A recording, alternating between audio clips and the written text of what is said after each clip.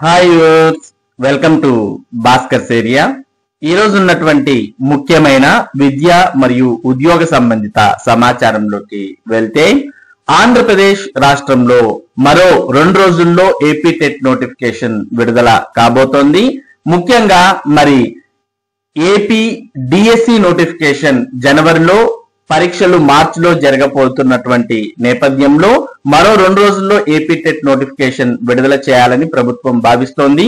దీంతో పాటు ఎవరైతే ప్రస్తుతం ప్రభుత్వ పాఠశాలల్లో ఉపాధ్యాయులుగా కొనసాగుతున్నారో అటువంటి వారు కొనసాగాలన్నా లేదా ప్రమోషన్స్ భవిష్యత్తులో ప్రమోషన్స్ పొందాలన్నా ఏపీ టెట్ అనేది ప్రతి ఒక్క టీచర్ కు కంపల్సరీ అంటూ సుప్రీంకోర్టు ఇచ్చినటువంటి తీర్పు నేపథ్యంలో మరి ఇప్పుడు రాబోయే టెట్ నోటిఫికేషన్ ప్రాధాన్యత సంతరించుకుంది.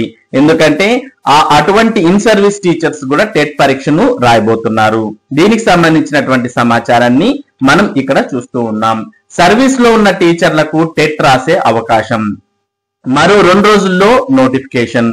సుప్రీంకోర్టు తీర్పు నేపథ్యంలో ఉపాధ్యాయ అర్హత పరీక్ష ఏపీ టెట్ రాసేందుకు ప్రస్తుతం పనిచేస్తున్న టీచర్లకు అవకాశం కల్పించాలని పాఠశాల విద్యాశాఖ నిర్ణయించింది. 2011కు ముందు టెట్ లేకుండా ఉపాధ్యాయ వృత్తిలోకి ప్రవేశించిన టీచర్లకు టెట్ రాసుకునే అవకాశం కల్పిస్తున్నారు. 2 రోజుల్లో టెట్ నోటిఫికేషన్ విడుదల కానుంది. సర్వీస్ లో ఉన్న ఉపాధ్యాయులు ఉద్యోగంలో కొనసాగాలంటే టెట్ పాస్ కావాలని సుప్రీంకోర్టు సెప్టెంబర్ 1వ తేదీన తీర్పు వెలువరించింది. అప్పటి నుంచి 2 ఏళ్లలోపు ఉత్తీర్ణులు కావాలని స్పష్టం చేసింది. 5 ఏళ్లలో పదవి విరమణ చేయబోయే వారికి అవసరం లేదని, అయితే వారు పదోన్నతి పొందాలంటే అంటే ప్రమోషన్ పొందాలంటే టెట్ పాస్ అవ్వాలని సూచించింది. సుప్రీంకోర్టు తీర్పుపై ఇప్పటికే కొన్ని సంఘాలు రివ్యూ పిటిషన్లు వేశాయి. ఈ తీర్పు కోసం వేచి ఉండే వారికి వెసులుబాటు కల్పిస్తారు. ప్రభుత్వం ఉత్తర్వులు ఇచ్చిన వెంటనే పాఠశాల విద్యాశాఖ డైరెక్టరేట్ షెడ్యూల్ ను విడుదల చేయనుంది. ఈసారి అర్హత తగ్గింపు లేదు. ఎస్సీ, ఎస్టీ, బీసీ విభిన్న ప్రతిభావంతులకు డిగ్రీలో 40% మార్కులున్న బీఈడిలో ప్రవేశం కల్పిస్తున్నారు. ఈ సడలింపుతో బీఈడి పూర్తి చేసిన అభ్యర్థులు ఆ తర్వాత టెట్ రాయాలంటే 45% అర్హత మార్కులు అవసరమవుతున్నాయి. గత కొన్నేళ్లుగా ఈ నిబంధనను సడలిస్తూ 40% ఉన్న టెట్ రాసేందుకు అవకాశం కల్పిస్తున్నారు. ఈసారి 45% అర్హత మార్కులనే అనుసరించాలని పాఠశాల విద్యాశాఖ నిర్ణయం తీసుకుంది. అర్హతలు ఇలా: 2 రోజుల్లో ఇవ్వనున్న టెట్ లో 2011కు ముందు, ఆ తర్వాత విద్యార్హతలను నిర్ణయించింది. సర్వీస్ లో ఉన్న ఉపాధ్యాయులకు విద్యార్హతల్లో కనీస మార్కులు ఉండాలని, దానిపై ఇంతవరకు స్పష్టత రాలేదు. 2011కు ముందు అభ్యర్థులు టెట్ రాసేందుకు ఎస్జిటిలకు, ఇంటర్మీడియట్ లో ఓసీలకు 45%, బీసీ, ఎస్సీ, ఎస్టీ, దివ్యాంగులు, మాజీ సైనికోద్యోగులకు 40% అర్హత మార్కులు ఉండాలి. 2011 తర్వాత వారికి పేపర్ 1 ఎస్జిటి రాసే ఓసీ అభ్యర్థులకు నిర్ణీత అర్హతలో 50%, బీసీ, ఎస్సీ, ఎస్టీ, దివ్యాంగులు, మాజీ సైనికోద్యోగులకు 45% మార్కులు ఉండాలి. పేపర్ 2 రాసే వారికి సైతం నిర్ణీత అర్హతలో ఓసీలకు 50%, ఇతరులకు 45% మార్కులు ఉండాలి. ఇక ఇదే సమాచారాన్ని మనం ఇక్కడ కూడా చూస్తూ ఉన్నాం. టీచర్లకు టెట్ 5 ఏళ్ల కంటే ఎక్కువ సర్వీస్ ఉన్నవారు ఈ పరీక్ష రాసి ఉత్తీర్ణత సాధించాల్సిందే. సుప్రీంకోర్టు తీర్పు అమలుకు చర్యలు, త్వరలో నోటిఫికేషన్ విడుదలకు కసరత్తు. ఉపాధ్యాయ అర్హత పరీక్ష టెట్ విషయంలో పాఠశాల విద్యాశాఖ కీలక ప్రతిపాదనలు చేసింది.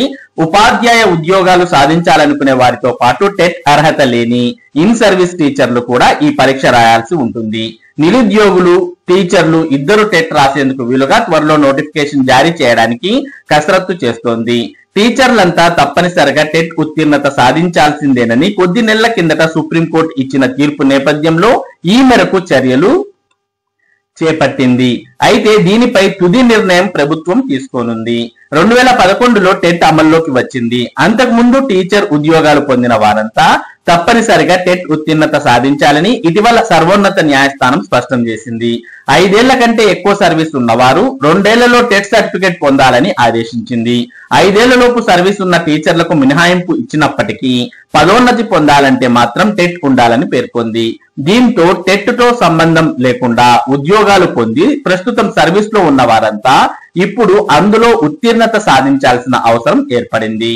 పదోన్నతి అవసరం లేదనుకుంటే 5 ఏళ్లలోపు సర్వీస్ ఉన్నవారు మినహాయింపును పొందవచ్చు. కాగా టెట్ నుంచి మినహాయింపు ఇవ్వాలని ఉపాధ్యాయ విద్యా జాతీయ మండలి ఎన్సిటిఈని కొందరు టీచర్లు ఆశ్రయించారు. అయితే వీరి వినతిని ఎన్సిటిఈ తిరస్కరించింది. సుప్రీంకోర్టు తీర్పు నేపథ్యంలో ఇందులో జోక్యం చేసుకోలేమని స్పష్టం చేసింది. దీనిపై కొందరు టీచర్లు సుప్రీంకోర్టులో రివ్యూ పిటిషన్లు దాఖలు చేశారు. ఒకవేళ అక్కడ టీచర్లకు మినహాయింపు లభిస్తే రాష్ట్రంలోనూ ఆ వెసులుబాటు దక్కుతుంది. లేని పక్షంలో టెట్ లేని టీచర్లంతా ఖచ్చితంగా అందులో ఉత్తీర్ణత సాధించాల్సి ఉంటుంది. కాబట్టి ఎవరైతే ఇన్ సర్వీస్ టీచర్లు ఉన్నారో అటువంటి వారంతా కూడా ప్రస్తుతం టెట్ పరీక్షకు దరఖాస్తు చేసి టెట్ పరీక్షలు పాస్ అవ్వాల్సినటువంటి పరిస్థితులు ప్రస్తుతం నెలకొని ఉన్నాయి. ఎవరైతే 5 ఏళ్ల లోపు సర్వీస్ ఉందో అటువంటి వారికి మాత్రమే మినహాయింపు ఉంటుంది. వారికి కూడా ఈ 5 ఏళ్లలో ప్రమోషన్ వద్దనుకుంటేనే ఆ మినహాయింపు. ఒకవేళ వారికి కూడా ప్రమోషన్ కావాలి అని అనుకుంటే ఆ 5 ఏళ్ల లోపు సర్వీస్ ఉన్న వారు కూడా టెట్ పరీక్షను రాయాల్సిన అవసరం ఉంది. దీన్ని బట్టి ప్రతి ఒక్క టీచర్ గా కొనసాగాలంటే కంపల్సరిగా టెట్ అనేది ఉత్తీర్ణులు అవ్వాల్సిందే అంటూ సుప్రీంకోర్టు ఇచ్చినటువంటి తీర్పు మరి ఇక్కడ మనం గమనిస్తూ ఉన్నాం. మరి ఈసారి రాబోయే టెట్ నోటిఫికేషన్ కు ఇటు ఇన్ సర్వీస్ టీచర్లతో పాటు అటు మరి ఎవరైతే డిఎస్సి పరీక్ష కోసం సిద్ధమవుతున్నారో అటువంటి వారు కూడా టెట్ పరీక్షను రాసే అవకాశం ఉంది. ఈసారి ఏపీ టెట్ కు చాలా దరఖాస్తులు అలాగే చాలా మంది అభ్యర్థులు పరీక్షను రాయబోతున్నారు. ఇక మరోపక్క ఆంధ్రప్రదేశ్ రాష్ట్రంలో ఇంటర్ పాస్ మార్కులు మారాయి. గణితం 35, ఫిజిక్స్ కెమిస్ట్రీ బయాలజీ 29 మార్కులు వస్తే పాస్ అయినట్టు. కొత్త విధానంపై కాలేజీలకు విద్యామండలి సమాచారం. గణితంలో ఇక నుంచి ఒకటే పేపర్, ఎలెక్టివ్ సబ్జెక్ట్ ఆధారంగా మారనున్న మార్కులు.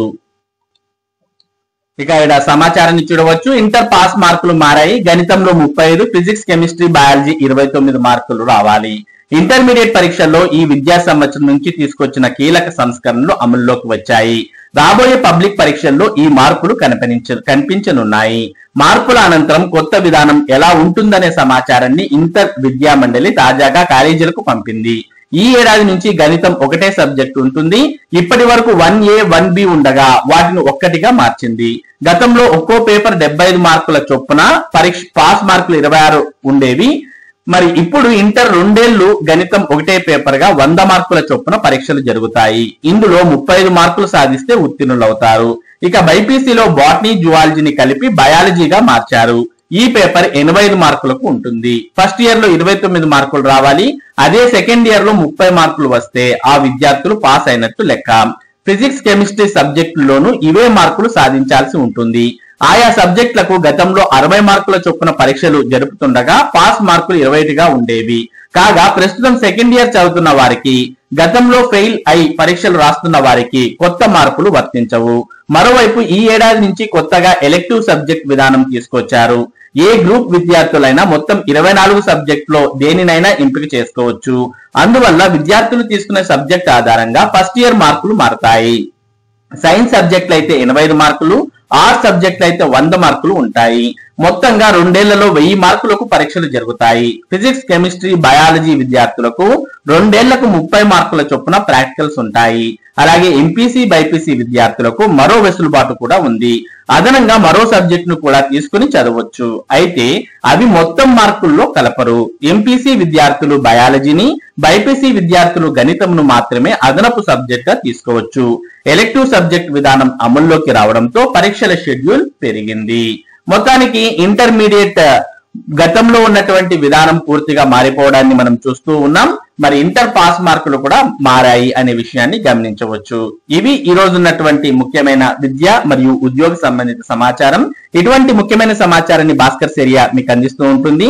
మరి ఈ సమాచారం మీరు మిస్ కాకుండా పొందడానికి మన భాస్కర్ సేరియా యూట్యూబ్ ఛానల్ కు సబ్స్క్రైబ్ అవ్వండి. అలాగే ఈ వీడియోని లైక్ చేసి షేర్ చేయండి. Thank you for watching this video.